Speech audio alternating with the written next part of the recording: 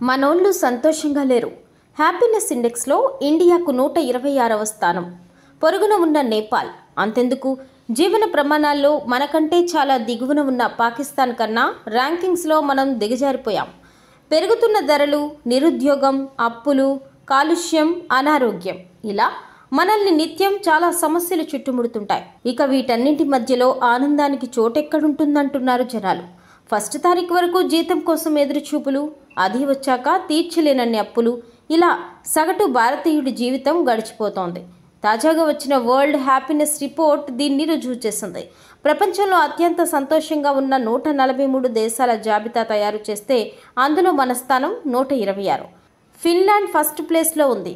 మార్చి 20న international happiness దినోత్సవం సందర్భంగా international happiness ఇండెక్స్ను ఐక్యరాజ్య సమితి ప్రకటించింది.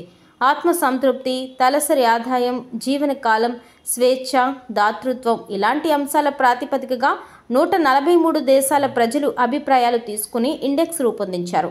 ఫిన్లాండ్ టాప్ ప్లేస్లో నిలిచింది. ఈ దేశం హ్యాపీయెస్ట్ కంట్రీగా ఎంపికవడం ఇది వరుసగా 7వసారి. 2-3 స్థానాల్లో నార్వే, ఐస్లాండ్ నిలిచాయి. పాకిస్తాన్ కంటే దిగజారిపోయాం.